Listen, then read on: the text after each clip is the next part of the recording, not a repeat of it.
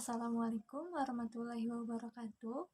Perkenalkan, nama saya Tania Agustin Suryani dari BKI kelas 4A dengan NIM 12240224093 ingin menjelaskan tentang penggunaan modal dan analisis peluang pasar.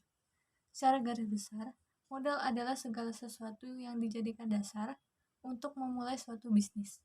Modal juga bisa disebut sebagai aset utama sebuah perusahaan. Modal bisa berbentuk uang, barang, atau bangunan. Dengan adanya modal, sebuah bisnis bisa melakukan sebuah produksi dan menghasilkan sebuah produk sehingga dapat menghasilkan keuntungan. Menurut KBBI, modal adalah dana yang bisa digunakan sebagai induk untuk berbisnis, melepas uang, dan sebagainya. Manfaat modal yaitu 1. Menyediakan bahan baku dan melakukan produksi. Yang kedua, mengurus perizinan dan mengurus hak paten usaha. Yang ketiga, membayar gaji karyawan. Yang keempat, simpanan dan keperluan mendadak lainnya. Cara mendapatkan modal ada beberapa cara, yaitu 1. Mendapatkan investor.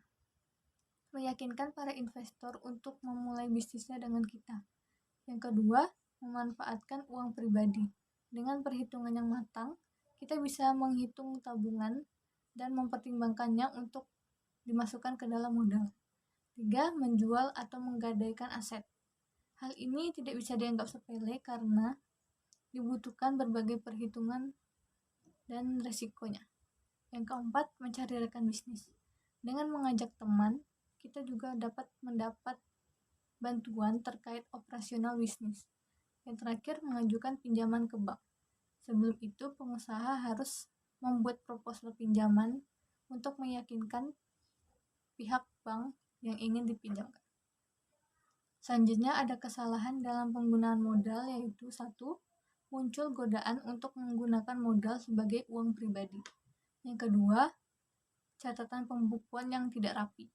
Pelaku bisnis harus bisa mengatur catatan pengeluaran dan pemasukan agar tidak terjadi miskomunikasi. Yang ketiga, tidak memiliki dana darurat. Hal ini bisa membuat perusahaan mengalami kerugian apabila terjadi hal yang tidak diinginkan di masa mendatang.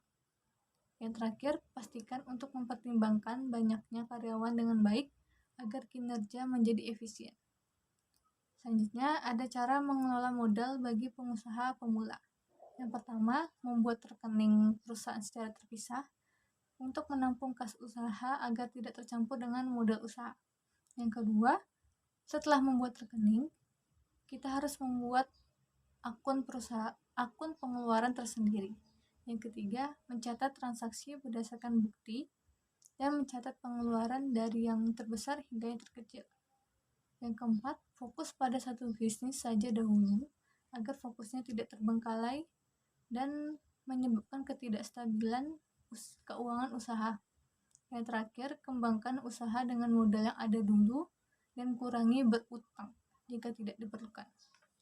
Yang selanjutnya ada peluang pasar. Peluang pasar adalah suatu kondisi di mana keadaan dan waktu menciptakan kesempatan untuk mengambil tindakan strategi berbisnis. Jika suatu perusahaan dapat memanfaatkan peluang itu secara optimal, maka hal tersebut dapat membawa dampak perkembangan yang signifikan. Menurut Kotler 2008, peluang pasar adalah suatu bidang kebutuhan pembeli di mana perusahaan dapat beroperasi secara menguntungkan. Analisis peluang pasar adalah proses yang dilakukan untuk menilai potensi pasar. Tujuannya untuk membantu perusahaan membuat keputusan tentang apakah ia harus masuk ke pasar tersebut atau tidak. Manfaat analisis peluang pasar yaitu 1. Menyediakan fondasi untuk strategi pemasaran, mengantisipasi pengaruh lingkungan yang timbul di masa mendatang. Yang ketiga, mempertimbangkan tren di masyarakat agar tetap memiliki ide setiap harinya.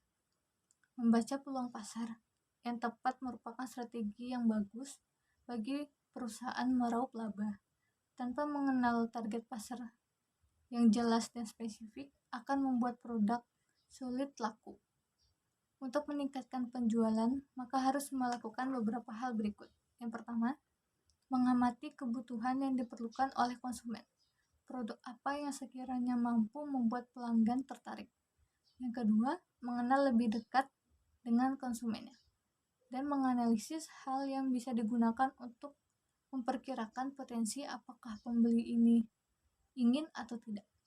Yang tiga, menentukan target secara spesifik agar bisa memilih konsumen mana yang butuh dan tidak.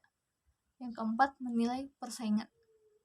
Ada beberapa faktor dalam menentukan target pasar. Yang pertama yaitu lokasi.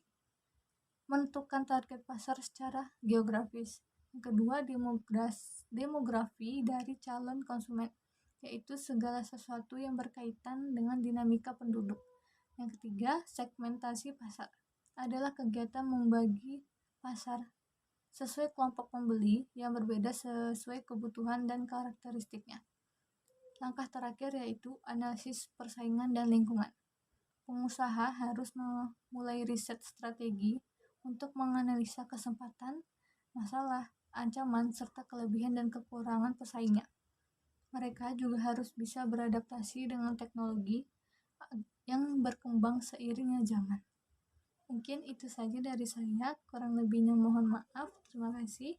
Wabillahi taufiq wal hidayah. Wassalamualaikum warahmatullahi wabarakatuh.